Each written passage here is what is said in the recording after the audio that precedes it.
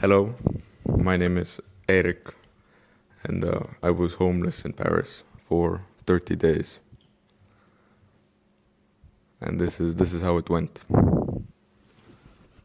So, the first question we have is, tell us about yourself and your life before this experiment. I am 18 years old. I live in Paris with my family, and I felt life was a little boring sometimes. I felt it was a little too easy, so I wanted to spice it up and do something I've never done before. Now, where did this idea come from? Was it a specific moment or person that sparked it? I would not say it was a specific moment, a specific person. But yeah, overall, I I felt I wanted to know something other people didn't. I wanted to see life in a way that other people don't see life. And because in Paris, big city, rich city, there's a lot of homeless people on the streets. You see them all the time.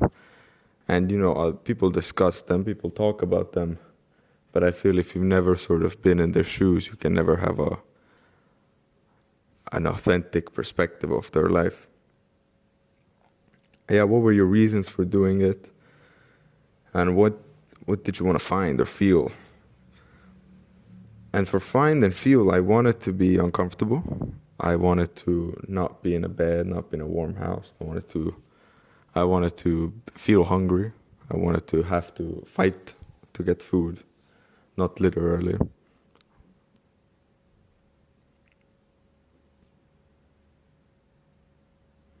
And I wanted it to be awkward. I wanted to feel out of my comfort zone. As a good one, what did your parents think? Did they support it, fear it, or try to stop it? Now, no one really tried to stop me. It was rather everyone, when they first got told about it, it was more they took it humorously. People didn't really take it seriously, which is understandable. If I come up to you with an idea like that, makes sense. You sort of smile at that in the beginning. But once people started realizing it's serious, then it was the sort of barrage of questions of where are you going to do this, and how are you going to sleep, and what if you're in danger, and all that questions. What were your fears going in? And what were other people's fears? Now, I'd say they were quite different. My fears, I'll talk more about this later, but I had a budget of €5 a day, something like that. So my biggest fear was not having enough food to eat every day.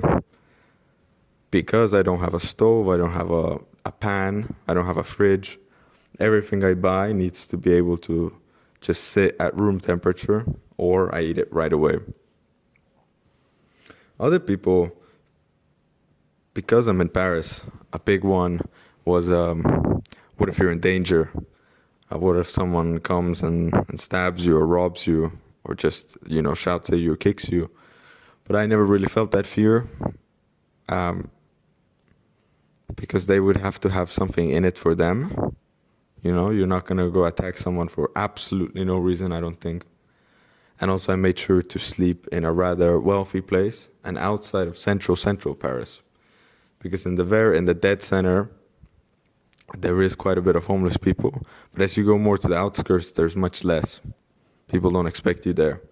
And I slept under this rather fancy, beautiful apartment. So if you're just a rich person living in the suburbs, you don't really have a need to rob a homeless person for no reason. As for the preparation and setup, what did you actually do to prepare? And this is a big one, is what did you allow yourself to bring and keep? So my main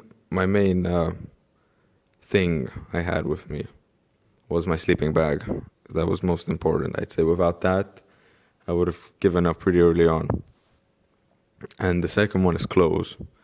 I did bring quite a bit of clothes, but I ended up not using all of them. I realized what it's actually like in terms of clothes. And what I really had every day was the 5 euros a day. That was for food. And the second one is I had a metro card, so I could travel around Paris as much as I want. And I had a bike, um, but I also had a gym card, which in my eyes is the most valuable thing I had, because there I got to shower. It was just a warm place. I could sit there, and I could, work out, keep myself sane.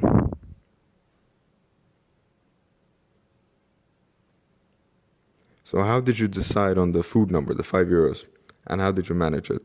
It was in the beginning, it was definitely difficult. I went over budget, so that meant I had less money for the next day, and then it was even more of a struggle, and that was really stressful in the beginning because I didn't know how to feed myself for 5 euros a day, and I started ticking things off my list. I would not go to Carrefour, Monoprix, the regular supermarkets.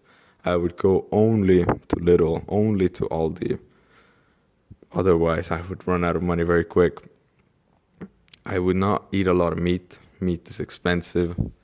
Well, what my main diet was vegetables, just regular vegetables to get all your nutrients in, and then nuts, chickpeas. I mean, peanuts are very cheap. You get a lot of calories, a lot of protein, so that you don't feel hungry. And that feeling of being hungry, it's not a good feeling. It's very motivating, to say the least.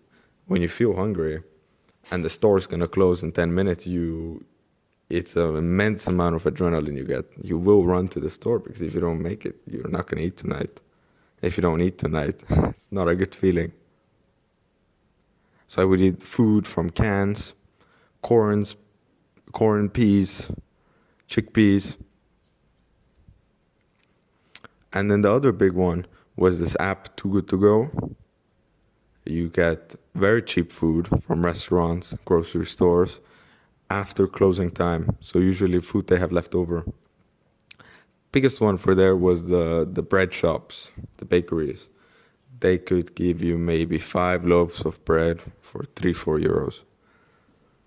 Now this is not a very balanced diet. This is not, Thai street food. It's not going to be Flavor Town in your mouth. But it's fine. You feel full. If you eat a whole loaf of bread, you drink water, you feel full. And that feeling of being full is a really, really nice, good feeling. I would also have to manage my food ahead of time. For example, Lidl would close every day at 7, which is quite early actually. And plus, at school during the day, I would need to have some food with me. So I would always, canned foods stay for a while. So I could buy a lot of them and have them just sitting with me. So they would not go bad. And bread, actually from a bakery, fresh bread at room temperature can sit for nearly a week, I'd say. The whole experiment, I only had 1 loaf of bread go bad, grow some fungus on it, and I eat that. Every other loaf of bread I ate. That must have been maybe 15 loaves of bread I had during the trip. Did you set rules for yourself? What counted as allowed? This is a big one because in the middle, I got a little lazy. I did not want to do this at times. I wanted to cheat. A big cheat for me was I had friends at school. I could ask them, hey, could you bring me some food? And they would absolutely, because why not? You're a friend, you need food. But in my eyes, that still felt a little like cheating. But as it went on, now I'll talk more about this later, I had people come up to me on the street asking me if I needed help. If I told those people, hey, could you bring me some fresh food? They absolutely would, not a doubt. I had a lady write a handwritten note to me asking if I needed help. If I ask her for food, she's always going to bring it to me. So in many ways, it didn't feel like cheating because I could have done that.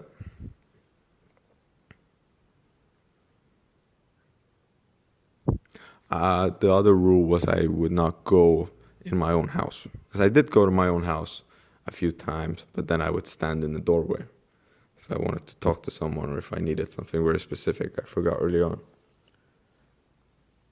But I did go to my friend's house a few times. Could that be cheating? No, I don't think so, because I had people come up to me on the street and ask me if I wanted to sleep on their couch. So I could have done that anyway. Now, this is some daily reality stuff. How was your first night? Walk us through it. Before I did the 30 days, I did a few nights, maybe 3 nights, of just practicing sleeping on the street. How did it feel like? Those 3 nights were pretty bad. Uh, Much worse than the rest of the 30 days. It's just you feel uncomfortable and it's loud and you feel watched. People are constantly walking by. It's a feeling you never really had before. Even if you slept in a tent before, you've never slept on the street, you never slept on the hard ground, and you never had strangers walk by. You know, drunk strangers on a Friday night can feel pretty scary. So where did you sleep throughout the 30 days? In the very beginning, I had this riveting idea of, wow, I'm so free. You know, I don't have a bed. All I have is this carry-on bed. I can sleep anywhere I want, any street, new place every night. But very quickly on, you realize that this place works. I'm going to be here every night. Because why would you want to try something risky? You're already struggling enough. You already have enough logistics and mental sort of struggling to go through. You don't want to put yourself in harm's way just for the thrill of it. Yeah, what did you eat? Did hunger ever affect how you thought or made decisions? As I was talking earlier, hunger absolutely did affect, because you don't want to be hungry. When you're hungry, you feel tired, but you feel energetic at the same time. You feel energetic because your body is telling you, go. Your primal urge is telling you to go hunt that mammoth so you can eat. If you don't eat, it's very, very, very bad news. And decisions. In the beginning, I was counting euros. By the end, I was counting cents. You realize how much money is worth. A lot more. I know that you can get 200 grams of peanuts for 60 cents at Lidl now. I know that a can of chickpeas is about 90 cents at Lidl. I know you can get bread. Bread is incredibly cheap. If I had €1 a day, I could still survive. I would just eat bread. I would just eat bread and maybe a carrot every once in a while. How did you stay clean? Did you manage to wash yourself and your clothes? Yes, I did. Because I had the gym card, I had a shower there. I thought that was one of the best feelings. Even in the mornings, it's cold during nighttime, but then in the morning you get to take a warm shower, and that's incredible. However, in Paris, they do have clean water taps. I could have gone to a clean water tap if I didn't have the shower. Sure, it might have been a little, sort of showering in your underwear in public with freezing cold water, but I could have been done. I remember a few days there wasn't hot water at the gym, so I just took cold showers. It's not the most comfortable, but it's fine. You get used to it. I did wash my clothes. And in the beginning, I had the idea of gonna go wash my clothes at the laundromat. You put a few euros in and you get to wash your whole clothes.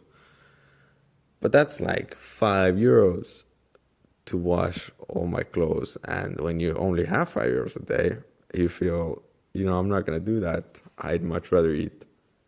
So I ended up washing my clothes in the sink at the gym with hand soap.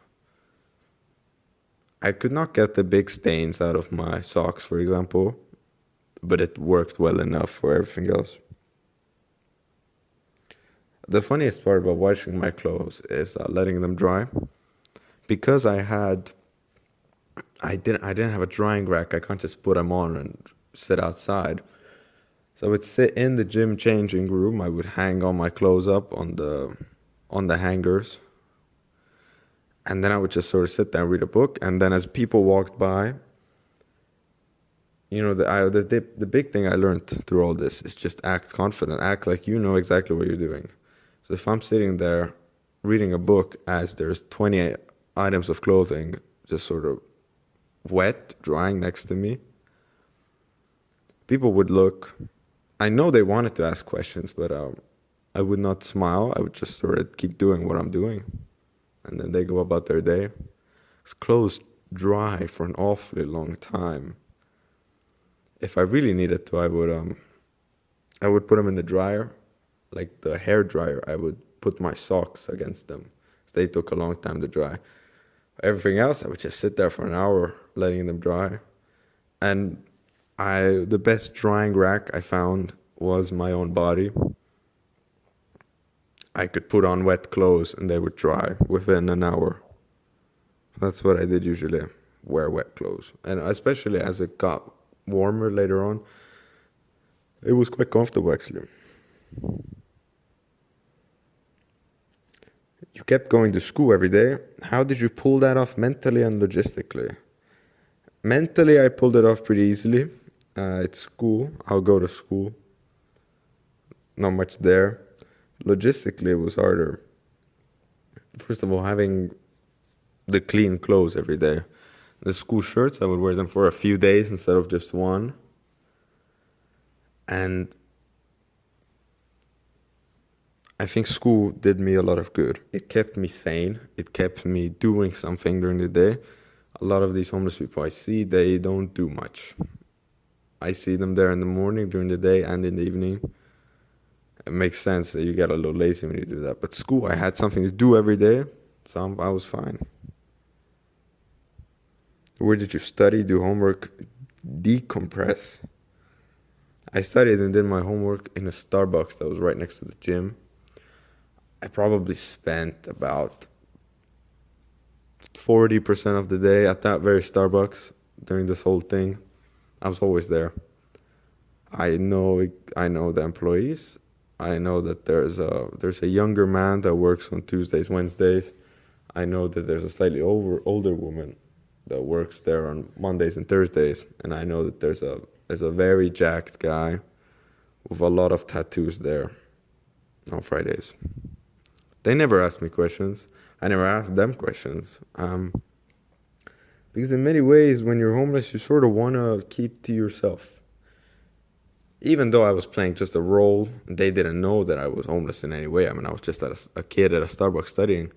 It felt like I always had this sort of spot on me.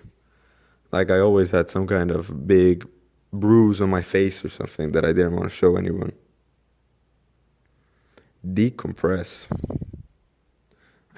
I was outside a lot, believe it or not, being homeless. So I had a lot of time to myself, time in peace and quiet, not a lot of distractions. I didn't really need to decompress. Did your classmates know? What did they think? It went one by one. Some people knew before I even started. Most people didn't. Some people found out on the day that it was my last day. I told them on the last day of being homeless. They say, "What? What are you talking about? You're homeless?" But yes, I mean everyone would ask the same questions in the same order. I would explain it all the same. Most people react similarly. The women, the ladies would be more, cautious and fear for me, while the guys would think, you're either insane or, this is cool stuff. Great. I'm proud of you. Did your teachers know? And if so, how did they react? No, I think only one teacher actually sort of digested it. The others thought I was just joking. It was my math teacher, and she was very worried. She gave me the same drill of questions everyone would ask. Number one is, where do you sleep? Because, I'm homeless. That's obviously the first thing you think of. Then it's, what do you eat? And then it's, are you not scared? And then it's, where do you shower? When I told my French teacher, oh, I'm homeless, by the way, in case you're wondering, she gave me this look, and then she said, no, you're not. You're too clean, too chic. And, that made me think. And as my mother said, this is all about expectations, all about what you think a homeless person would look like. I was clean, but I still slept outside every night. So it was more about my philosophy, my ideas of how am I going to survive this. I chose to shower. I didn't have to shower.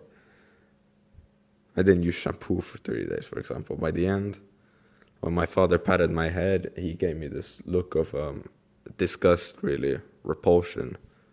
He looked at his fingers and, he told me to go shower. Did you see your family during this time, or was that off limits? Just seeing my family would not be off limits. I don't see why that would be off limits. A homeless person can see their family too. But things like, could my mother prepare me a 5-course steak meal every night and bring it to me in a little container? That would be off limits, yes.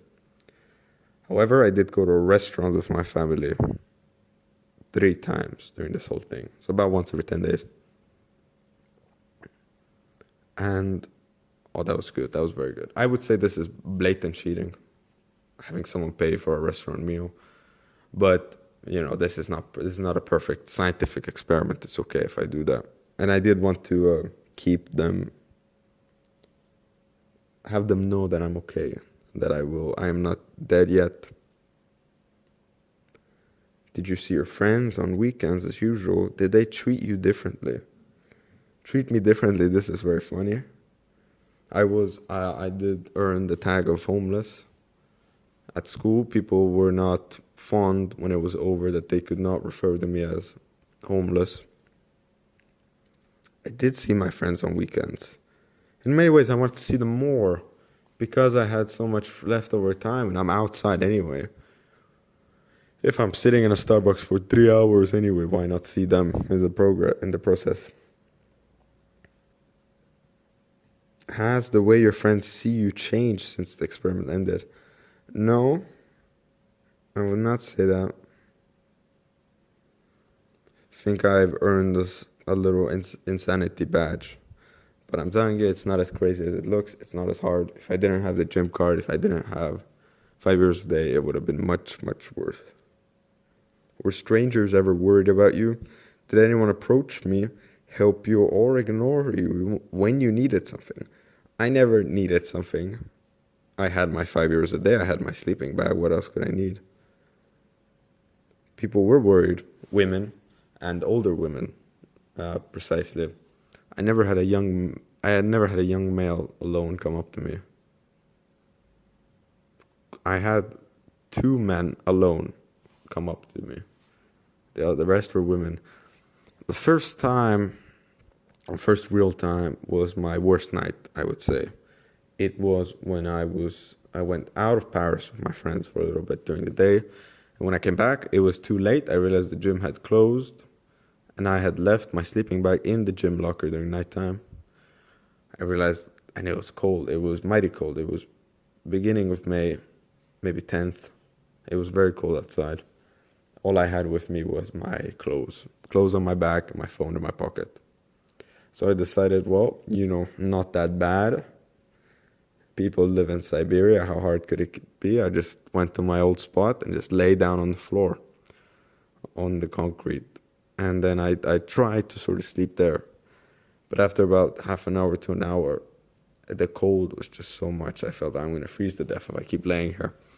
I felt every time the wind passed by, it shriveled right through my body. I could feel it touch my skin that was underneath my coat. But then someone came up to me, a man, started talking to me. I just pretended I was asleep. I did not know what this was. Maybe it was telling me to go away. Maybe he was just throwing insults at me. But he sounded sober. And he sounded kind. He didn't sound mean or something. He didn't sound loud. And then, I was like, whatever. I can't ignore this guy. I open my eyes. I stand up. And he gives me a bag. I'm hoping this is a sleeping bag. Sadly, it is not. It is a mattress. It is a blow-up mattress. Now, with my very limited French, I understood. He was telling me, bring it back here tomorrow in the evening. I didn't end up doing that. Maybe that is my greed, my homeless greed I had in that moment. But I tried to sleep on it, and it was comfortable. It was soft. So instead of being on the hard ground, I'm on a soft mattress. But there's still the wind and the temperature, so I was still far too cold. At about 2, I ended up wrapping it up and I started walking. I did a little sprint actually because I wanted to feel warm again. And then I knew in Paris, big city, there is 57 night buses in the whole city. I got myself on a night bus and I just sort of started driving around. A problem with night buses, which I didn't realize, some of these go way out of Paris. They go like 2, 3 hours out of Paris. If I would have fallen asleep on one of them and woken up, I might have been, halfway to Germany at that point. So I had to keep changing buses, and every time I went outside, oh my, it was very cold. Until finally I found a bus that would do laps on the inside of Paris. It would just do circles. The circle would be an hour and a half. I would get on the bus, fall asleep. An hour and a half later, the bus driver would wake me up, tell me we're at the last stop. I got off, I wait 2 minutes, the new one comes, I get on that, and I do the same thing again. Until, what was I doing most days? I was waiting until it was 5:30 when the metros would open. And then I could go to the metro station and sleep there instead of a rattling bus. But at the very end, when I was on that bus, I wake up, the bus driver is knocking on my shoulder. He tells me, good morning. I look at my phone, I'm sweet, 6 o'clock, I can get out of here. And then he tells me, where are you going in French? And I told him, I'm going home. Why else do you think I'm doing 4 laps on this bus for the last 5 hours? He gave me this look, and that look was telling me, I don't think you're going home, I must say. And he said, are you sure? I said, yes, of course. On my way home now with my sleeping bag. And then he ended up just driving me to a big old train station just because, out of the kindness of his own heart. I mean, the bus trip was over, so he was just basically giving me a taxi ride. Which was kind of him. Very kind of him. Overall, when people would come up to me, they would give me the same thing. They would say, are you sleeping here? You are so young. What are you doing here? I would lie to their face because I didn't want to break the illusion. I didn't want to. If I told someone I'm doing just an experiment, first of all, I was worried that I seemed like a bit of not a nice person. I feel like pretending to be poor is it's kind of a bad look, I'd say. I would tell them I'm from Poland. I didn't want to make Estonia look bad. 30 young immigrant Estonians come here and sleep on the street. I didn't want that motto. I never asked anyone for anything. They would offer me. They told me if I needed food. The only thing I really got was I got €1.50 from this older woman. And when she gave it to me, honestly, I felt homeless greed. I know beggars can't be choosers, but she pointed me to a boulangerie, a bakery, and she said, "Hey, go buy some breakfast."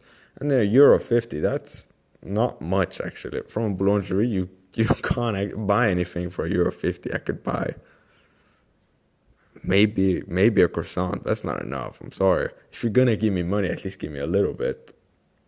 But that might be just some greed. I had a woman handwrite me a note. I woke up one morning and then there was just a note next to me. With my limited French, I read through it and it was just, hey, if you need help, contact me. I'm young too. I don't know what you've gone through, but let me know. I have not contacted her yet, but I might tell her I'm okay. One time, I really had sort of a 5-star hotel experience, being on the street. I woke up with the beautiful sun gently resting on my eyes. I sit up, I stretch. And then this woman comes up to me. She says, I thought, she said, do you have food? I told her yes. And then she gave me a croissant. So it turns out she might have asked me, do you not have food? And then I ate that. It was very classy. I'm sitting in bed and this butler is serving me fine French croissants. How fancy could it be? Did anyone ignore me? No one ignored me because I never begged. The homeless community. Did you talk to other homeless people in Paris in the beginning. I had great plans. I was saying I will get C2 French in a week by talking to these homeless people. I never talked to one homeless person. I thought they were smelly, I thought they were smelly, drunk, not that appealing to talk to. I saw the same homeless people every single day in the same spots. They were not, they were, listen, what I was different from these homeless people is I was doing something all day. I only went to my place to sleep in the night, but all day I was out and about somewhere, whether that's in a Starbucks studying or that's just in school or with my friends. But most of these people, they were sitting in the exact same spot every single day, all day, either begging, but most of them were not begging all day. Rather, they beg in the morning, I saw, and then the rest of the day they would just sort of nap or drink in their own place. What would you say to a homeless person if you had the chance? I don't know. I don't know their life enough. As much as we outsiders may discuss their lives and how, I don't know, whether they are lazy or whether they're in crippling drug addiction or whether they're looking for a job but, just can't get one. We don't know. I never talked to one. I don't know either. But when you see very young men, when you see a guy who's 22 just sort of laying on a mattress for days, months, probably even years at this point, it's hard not to feel a sense of, come on, you get it together, why don't you do something? And because these people, they would be eating a junk, is what I saw most of all. I was munching on carrots. I was eating bread. They would be eating pastries. They ate a lot of pastries. They always had pastries or just sweets, just blatant candy. Or, constantly, it's 8 o'clock in the morning. You know what that means. It's time for 5 beers. It's really hard not to feel a sense of, get it together. Come on, do something. But once again, I don't know enough. I don't know enough about them. But overall, what I would say,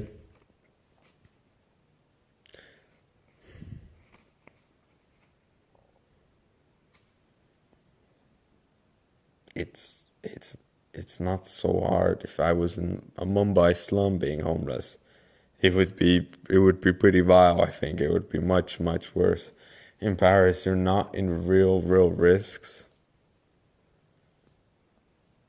I think the only real risks you are in mostly come from yourself. Was there a moment you seriously thought about quitting? What kept you going? Yes, there was. The story about that nighttime, that was pretty bad.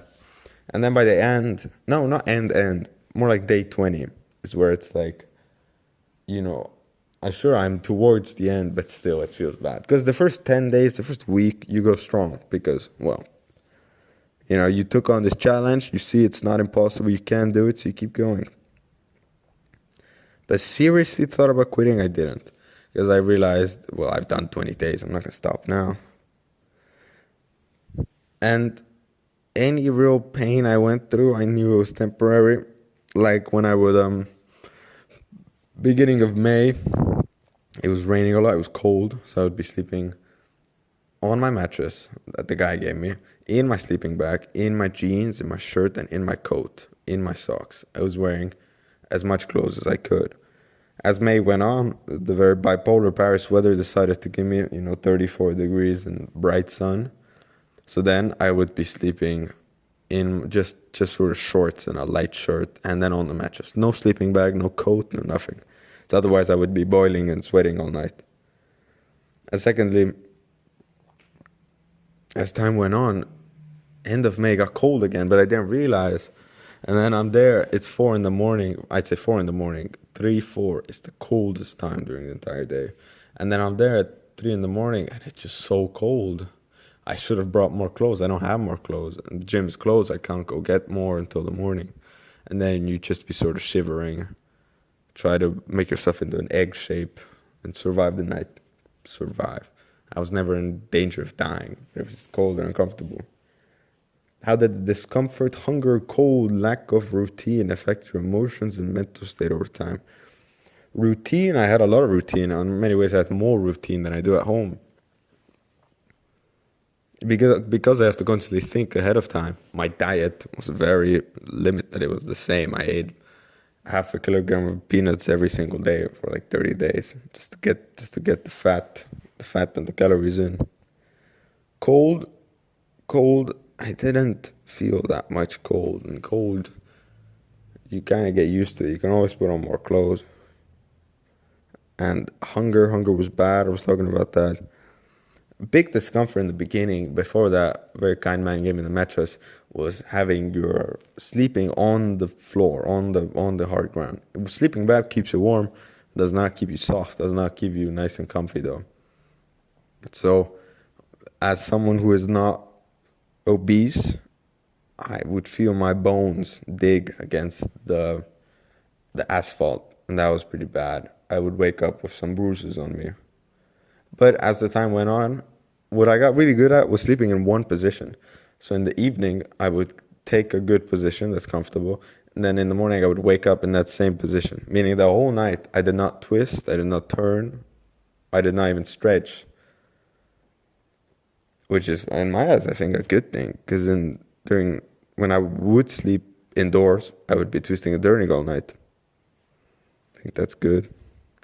What's the craziest or most unexpected thought you had during the experience? Crazy thoughts? I didn't have really crazy thoughts, I wouldn't say. I think, before I went homeless, there's this homeless guy near my house. And one time after school, it must have been 5 o'clock, he had his lunch of 10 beers, and he had a wooden box, no, I mean a cardboard box he had cut holes into. He put that over his head, and he went around, he went to tourists, he said boo, and they took the box off and then left. I understood him when I was homeless. It was boring. It was quite boring at times. And I felt when you're homeless, you don't have that much to lose. When you're CEO of a company, you can't really go and get drunk on the street and put a cardboard box on your head and scare people. But when you're homeless, you really feel like you can. You have this feeling of freedom. You're in such a bad, uncomfortable situation that in many ways you feel more free than you normally would. Did your sense of identity shift at any point? Did you start to feel homeless? Or did you always feel like you were playing a role? I think it really depended on time of day. Like during the day, I didn't feel homeless. When I'm sitting in a Starbucks studying, I look like just everyone else there. The sort of dirtiest feeling, I would say, is during the evening when you're unpacking your sleeping bag and you're sort of laying down and you're going to bed. You're getting ready for bed, because that's when people would walk by. They would look at me. They would know I'm slightly too young to be homeless. And there, you really sort of feel like it's sort of an icky feeling. You don't quite want to be in that situation.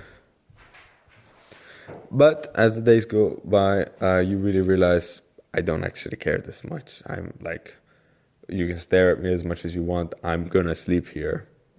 Tough luck. I never really felt homeless, I wouldn't say. Even in like school. I was in school, I was completely normal. I was just a guy who maybe had a little greasy hair. Having the 5 euros every day was just incredible. I mean, that was a big thing. If I had to beg for 5 euros every day, I think I could do it. Because the way I see these other homeless people, they don't seem to be starving. And having so many people come up to me, if I asked them for fresh food or money, I would certainly get it. If I didn't have the gym, the school, the money, then I would certainly feel much more homeless. I never felt as though I might die or not eat for 3 days. The longest I went without eating was 1 day, and that was okay. I was just doing a little light fasting, you can call that. Did you discover anything surprising about money, materialism, or social status in yourself, not just in theory. Money, big one. In the beginning, I went through little. I spent about an hour and a half in that little. I went through everything they had. I looked at all their prices. I read the calories. I tried to do the math in my head of what should I eat, what would be the most bang for my buck. Materialism, I realized you really don't care about these things when you're worried about enough money for food. I don't know. I didn't have any thoughts of materialism, so to say. I watched in the middle. I watched The Devil Wears Prada 2 in the cinemas. A movie a lot about materialism and money. I thought it was a very good movie. Or social status. Now, social status, that might be a big one. Because in the streets, I could kind of make out, I would judge people a little unconsciously in my head. You know, men who wore suits would not look at me. Men who didn't wear suits would look at me a lot more, which I found quite interesting. Might be a thing to do with I'm so above you, you're not worth looking at. Do you have different relationship with material things now, with privilege? I would hope so. 30 days is not that much. If I did this for 2 years, I certainly would. Material thing with privilege. I like privacy more. Don't really get a lot of privacy when you're homeless. Because even if the only real privacy I would get is if I was in a locked bathroom. But even that you can't do too long, you know. Otherwise, it would look strange. I hadn't laid on a couch the whole time. I never really had a couch. The couch was good. I would sit on chairs. I would sit on the ground. But something to really lay on you did not have. You like that more. What is the main thing you learned about yourself? Myself? Didn't learn that much about myself, I don't think. The thing I learned about homeless people, though, I felt less empathy for them by the end than I did in the beginning. Which is very counterintuitive. You not expect that. But once again, it's the thing where you realize this is actually not that bad. Being homeless is not too horrible. In the beginning, I would wake up very early. You know, I had an alarm at 7. I would be up at 5, and I would not be able to fall back asleep. But by the end, I would sleep until my alarm went off. Like, I could comfortably sleep 10 hours if I didn't have an alarm. Because you get so used to it, it feels like normal. It feels like usual. It feels comfortable.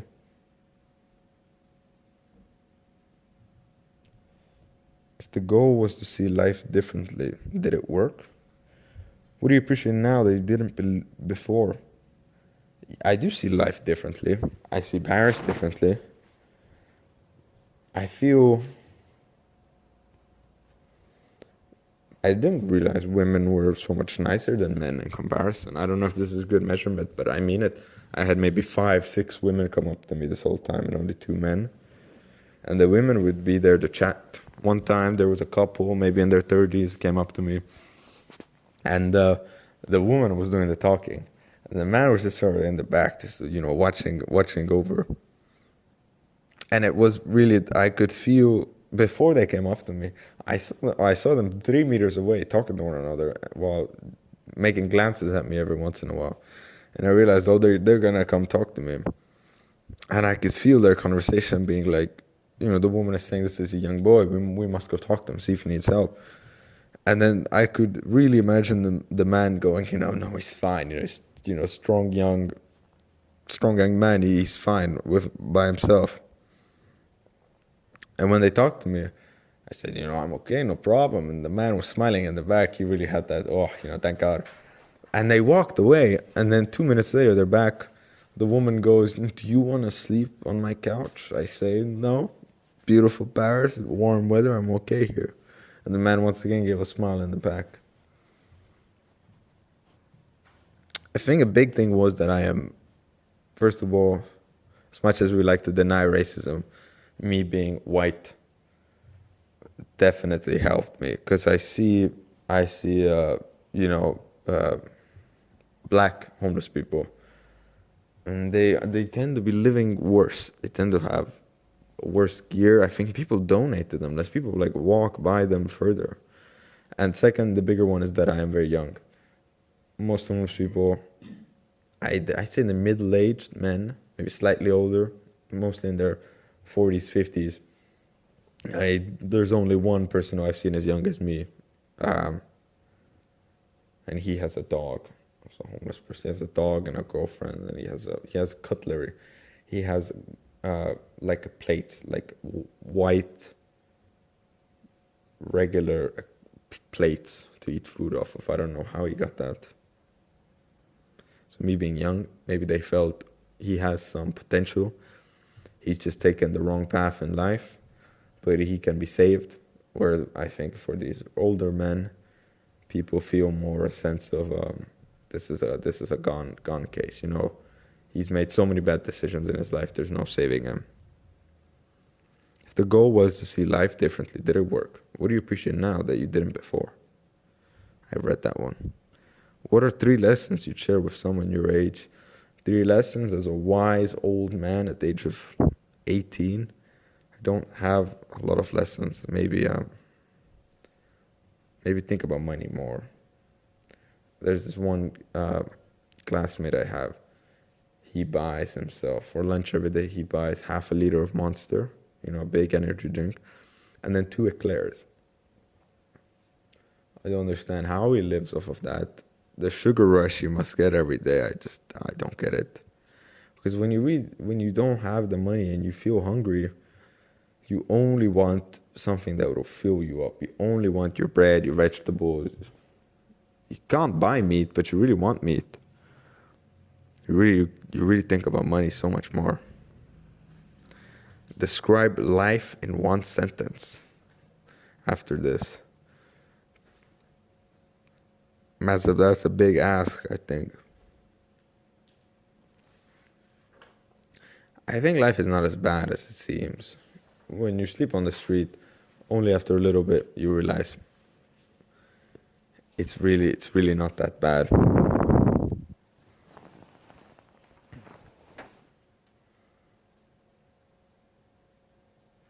Do you think you will notice other people more needing help? I do look at homeless people a lot more now. And sometimes I even stand and I sort of do a quick analysis of their situation. You know, if they have containers where they're eating, if they have a bed, what kind of bed, if they have what kind of clothes are they wearing? Do they have a phone? And I still,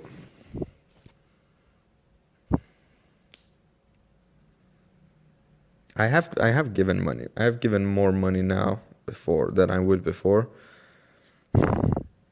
But I think what's best to do for homeless people is not to give them, as this might really backfire on me, not to give them money, give them food. I feel like, let's say you are someone, because they don't eat healthy, this might be because they've never had the real education in life. They just don't care enough. But I mean, I think like vegetables would do them a lot of good. Some of these homeless people, I never see them eat a vegetable, never. Only like pastries all day. And this one says, tell funny stories. Big one was when I would eat meat, it was from poulet shops. And poulet shops are usually outside of the city. Not outside of central Paris. And there they would have chicken. It was a chicken shop, so they would sell only chicken at a good price. Good price still means, you know, about €4 for half a chicken, about €8 for an entire chicken. And that's still more than my daily budget would allow. So I would eat chicken about once every week, 2 weeks. I would save up some money from the days before. And oh man, I bought a whole chicken the first time, and then I ate the whole thing in one sitting. You really feel it. And because my diet, because I didn't cook food, I didn't buy cooked food, I would eat just the very plain food. I mean, Something like a baguette alone is still very plain. Chickpeas very plain. So the flavoring, the seasoning they would put on this chicken, that would be like a wow. And to feel grease, normally in our modern day and age, I'd say most people, especially in I don't know the U.S. or something, we eat food that's a little too greasy, a little too salty. But I would not eat basically any grease or salt. So when I would get that all in one go, it was like it was wow. It was really empowering. And when I would eat chicken, I would starve myself the night before because I was just too excited for that. I didn't want to spoil my appetite. Oh man, when I finally got to eat that, it was good. I ate bones accidentally sometimes. I would be too excited. I would bite off a bit of bone. If you bite up a bit of bone, I'm not gonna throw it away. I mean, it's good bone. I'm gonna just eat that. How does it feel to be home? It feels very good to be home. It's quiet. Even though I wasn't in the central Paris, it was still loud in the evenings, especially on a weekend. Having people walk by, and you're always a little too cold or a little too hot. And that's just that feeling, even if you're on the ground, if a person walks by 2 meters away from you, it feels like they're right next to you. And you can feel their eyes on the back of your head. You know they're looking at you. And you really don't like that feeling. I would put a shirt over my head if it was a little too cold. Not just because of the cold, but so because they wouldn't be able to see, my hair or my head. I did not want to. I wanted to sort of sink underground. I wanted to wear an invisibility cape. I didn't want to be known that I was there.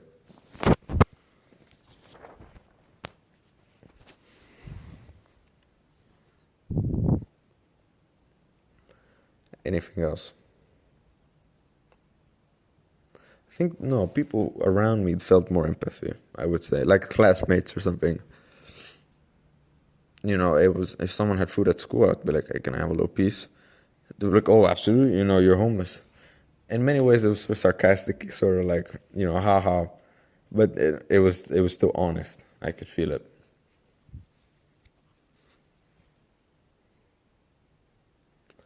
There is so much you can do for free. Food is so much cheaper than you actually think. Feeding yourself for 5 years a day, it's not a bulking diet. It's not a diet you do to get 10 kilograms. But it's absolutely possible. And if you have a stove, if you have something to cook on, it would be even easier. Because I would see a raw chicken all the time and it was not that expensive. But, I can't. I'm not going to eat raw chicken. I can't cook it. But if I had €3 a day, I could still survive. In the end, I did the math and I ended up spending about €4 a day instead of the five. So actually, I was under budget. Because as time goes on, you realize I'd rather spend too little than too much. And one time, I from the bakeries, when you do the Too Good To Go app, they give you so much. They don't give you just loaves of bread. They give you pastries and cakes and everything they have left over. So I had €3. I bought all that stuff they gave me. And then one of them was like a very fancy little chocolate cake. And it had a gold leaf on it. It has a very thin gold leaf on it. And then I was like, what is this? I'm homeless and I'm eating these delicacies in Paris. And then the next day I went to the bakery just to see how much that, and then that little cake alone was €5. So for me to get all that plus more for just three, I mean, it felt like a steal. You really feel, it's a good feeling to cheat the system, so to say.